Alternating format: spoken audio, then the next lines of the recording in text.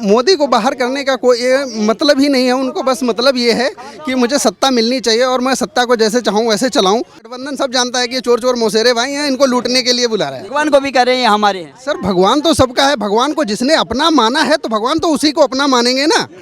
अब भगवान अपना मानने के लिए हमने आपको अपना मानेंगे, तभी हम आप अपना मानेंगे। मानने के लिए तो हम पिता को, यदि पिता मानते हैं तभी तो वो पुत्र मानता है, नहीं तो पिता क्यों मानेगा पुत्र है ये मेरा। असली यदि वो लड़ाई लड़ी है ना तो वो बीजेपी ने ही लड़ी है। क्यों बीजेपी ने लड़ी है? बाला साहब ठाकरे, मुरली मनोहर जोशी जी, सारे लोग, बड़े बड़े नेता लोग जब वहाँ पर गए तो यही सपा की सरकार थी। मुलायम सिंह यादव जी जो थे 93 में कार सेवकों पर गोलियां चलवा दी आपने। और आप कहते हो कि हमने लड़ाई लड़ी, तो ना आपने कृष्ण के लिए लड़ाई लड़ी ना राम के लिए लड़ाई लड़ी। देखो मोदी जी को बाहर करने का कारण तो कोई नहीं है, इनके पास में बस इनको सत्ता हासिल करना है। मेन मुद्दा है इनको कि सत्ता कैसे हासिल की जाए। मतलब वो चोर चोर मौसेरे भाई, मतलब पहले हमने भी खाया, पहले हमने आपको गाली दी, कांग्रेस वाले से सपा को गाली देते थे, सपा वाले कांग्रेस वाले को गाली देते थे।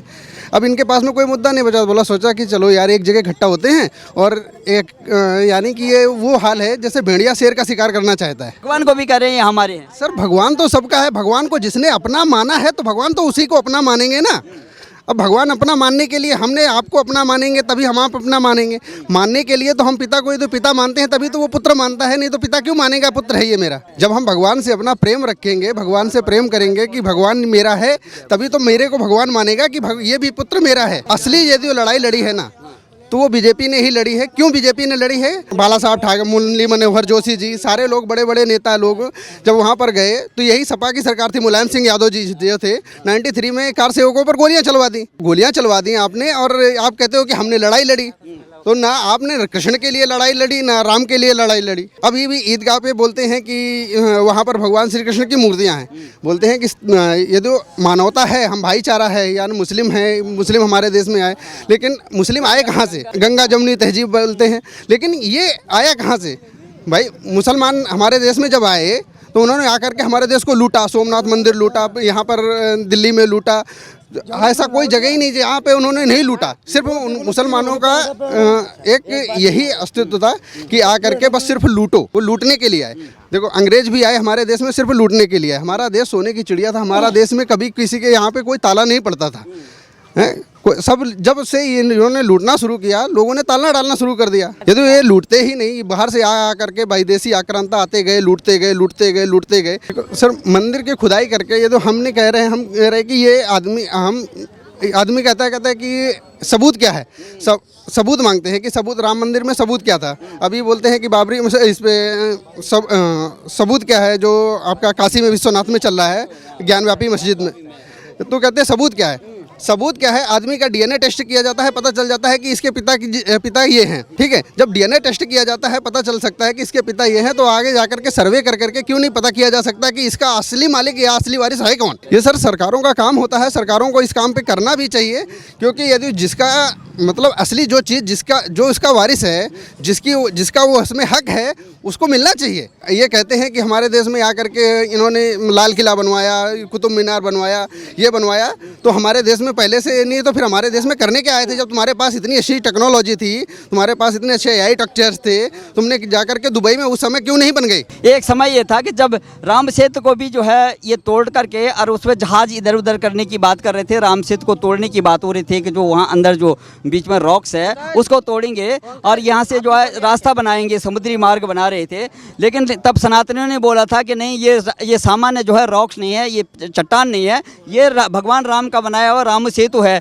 तो तत्कालीन सरकार जब कांग्रेस की थी, उन्होंने बोला था कि ये अस्तित्व नहीं माना था उन्होंने, और उनके जो वकील हैं उन्होंने ये इस पे लड़ाई लड़ी थी। लेकिन बहुत बड़ा विरोध होने के बाद जो राम सेतु का अस्तित्व सामने आया था। तो कांग्रेस को ये चीज़ें याद नहीं रहती। देखो कांग्रेस को क्या है, कांग्रेस को एक बढ़ावा देना है कि मतलब हम मुसलमानों के पक्ष में है, जबकि वो पक्ष में नहीं है। ये मुस्लिम, हमारे देश का मुसलमान भी जानता है कि हमारे पक्ष में नहीं है। लेकिन उनके पास वो सोचते हैं, उनको लोगों ने ऐसे उलझा करके रखा है कि मुस्लिम हमारे देश का ये सोच ही नहीं पाता कि हमारा विकास किस चीज़ में है। अभी आया योगी जी ने बोला कि हम 2 बच्चों की पॉलिसी रखेंगे, 2 बच्चे से ज़्यादा यदि होते हैं तो हम यानी कि राशन और सरकारी सुविधाएं वगैरह नहीं दे पाएंगे। तो उसमें 2 बच्चों के लिए तो बोला कि 2 बच्चे क्यों होने चाहिए? अरे भाई, हमारे देश की जनसंख्या 140 करोड़ है।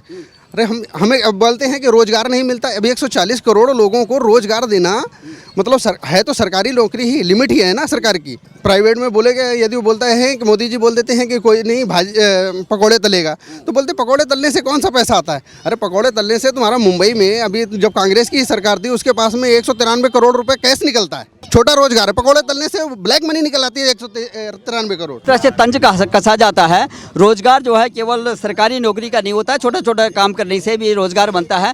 तो लेकिन लगातार जो है सरकार जिन्होंने चलाई है, चाहे वो विपक्ष किसी में, चाहे लोकल स्तर पे जो है, राज्य स्तर पे हो, चाहे जो है देश के स्तर पे हो, तो राष्ट्रीय स्तर पे हो, उनको ये समझ में क्यों नहीं आ रहा आखिर में वो मोदी को बाहर करना क्यों चाहते हैं? मोदी को बाहर करने का कोई मतलब ही नहीं है। उनको बस मतलब ये है कि मुझे सत्ता मिलनी चाहिए और मैं सत्ता को जैसे चाहूँ वैसे चलाऊँ। उनको मतलब ये, उनको मोह सत्ता से है। जिन्होंने 70 साल हो गए, 70 साल नहीं और उससे पहले हमारा देश 1948 में आज़ाद होना था, 1947 में क्यों आज़ाद हो गया? इसीलिए आज़ाद हो गया क्योंकि इन लोगों को सत्ता की पड़ी हुई थी। अच्छा, जल्दीबाजी में, ये जल्दबाजी में, क्योंकि 1948 तक जब माउंटबेटन तो रहते ही संशोधन हमारे देश का जो संविधान था या हमारे देश के जो नियम कानून थे, कानून में बदलाव होना चाहिए क्योंकि बदलाव ही प्रकृति का नियम है। जब तक बदलाव नहीं होगा तो हम, पहले क्या होता था, पहले केस चल रहा है तारीख पे तारीख। लेकिन इस कानून में एक चीज़ तो कम से कम मुझे बहुत अच्छी लगी, जो बोला गया कि 45 दिन के अंदर पुलिस को पूरा एविडेंस देना ही पड़ेगा कोर्ट को। 45 दिन के अंदर पुलिस को काम करना ही पड़ेगा।